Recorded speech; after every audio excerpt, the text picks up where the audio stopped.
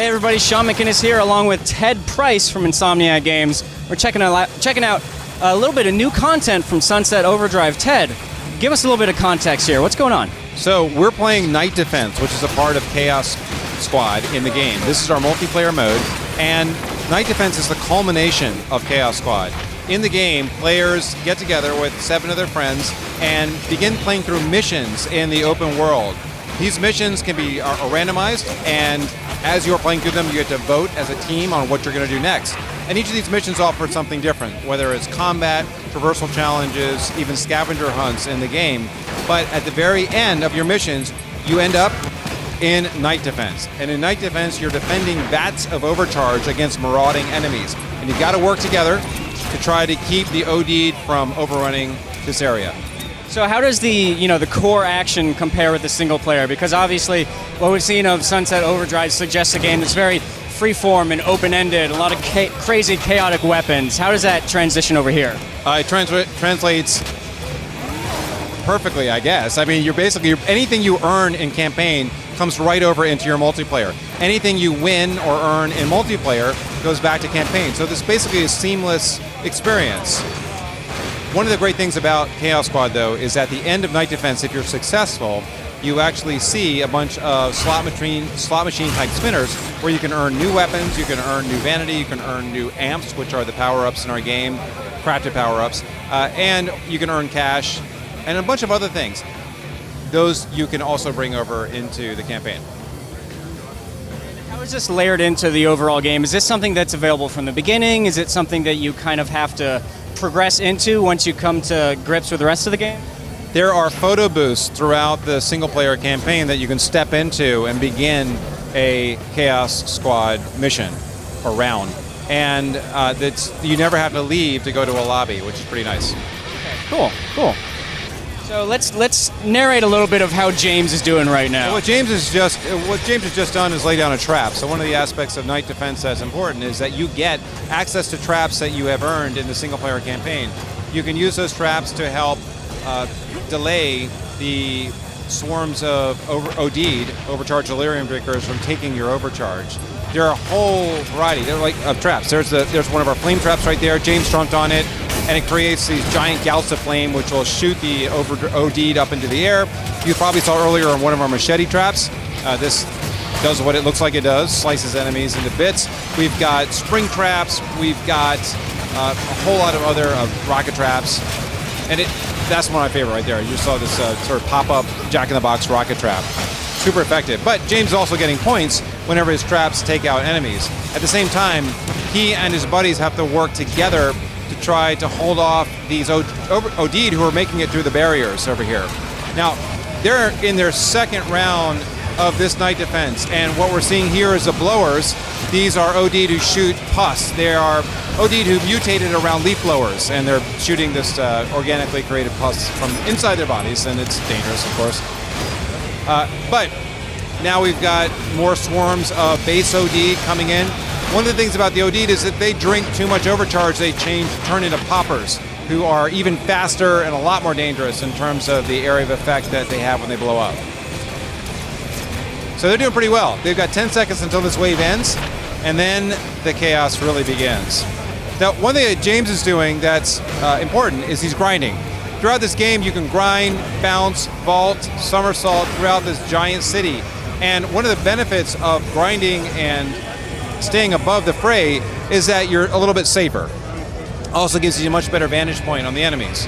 But the weapons are designed to be used while moving quickly and using this hyper-agility in the world. Okay, so now we have our final wave. We're probably going to start to see some Herkers. These are some of our larger, there's one right there, some of our larger enemies.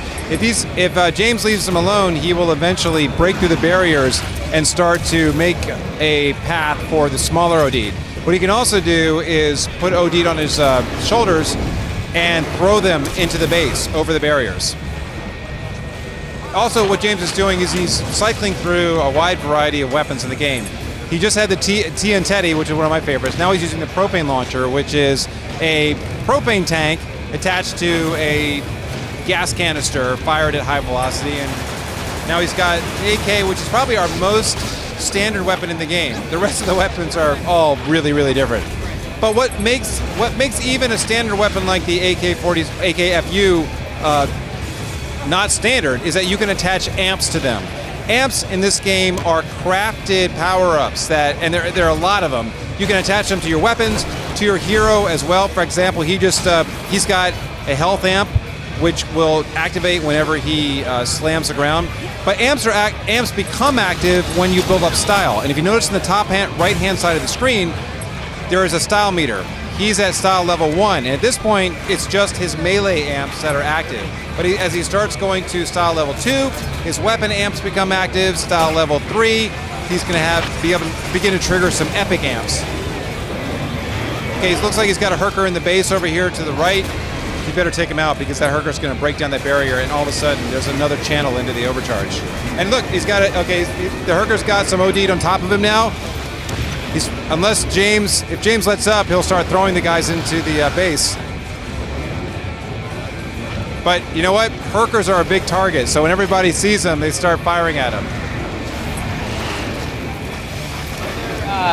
In a scenario like this, are there any systems in place to actively encourage teamwork, or is it more just about that simple, pure reward of staying alive? Well, first of all, if somebody dies, you start to lose overcharge, and that's a big penalty for the team. And if you lose all your overcharge, it's a fail. So you definitely have to work together if you want to earn those great rewards at the end of the round. But earlier in some of the missions that you're going on in the open world together, previous to Night Defense, there are many, many missions that require cooperative play. But at the end here, what you'll see is a leaderboard as well. So we also have competitive elements in the cooperative mode, so competitive essentially. You also see these fireworks going off. That's, I think, the result of the dragon pistol that James is firing, or one of his teammates is firing. Actually, James has the vinyl launcher right there, which fires records. And when you upgrade that gun, it starts firing gold records, which I think is really cool.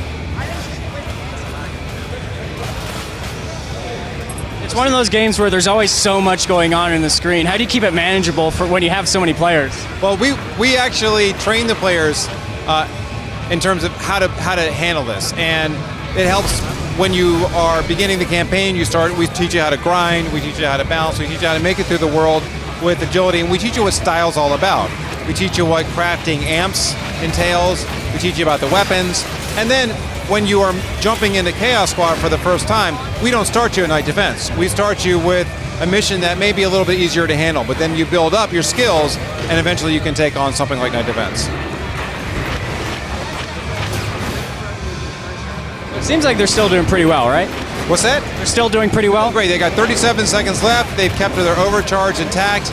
This is a group of, I'd say, pretty darn good players. I think James is our ringer here. James is rocking it. James is keeping an eye on the Herkers. Even though, well, the Herker just went right past him. The Herkers are actually susceptible to fire. So if you use the flaming compensator, which is this flaming shotgun, it does a lot more damage than the other weapons. And that's important too. You got to know what the enemy's weaknesses are to use your weapons strategically. But then you see what's going on. We got our overcharged bats are under attack. Now, you get more points actually if you defend them, if you're defending the overcharged bats, so more points for more kills. But they've only got, looks like they won actually. They had no more seconds, and James finishes first. So you're right, he's a ringer. 17,000 points, kicks my ass when it comes to score. All right, Ted, thanks a lot for your time. I really appreciate it. Can you go ahead and remind folks out there when Sunset Overdrive is coming out? Sunset Overdrive is releasing October 28th exclusively on Xbox One. Thanks a lot. Thank you.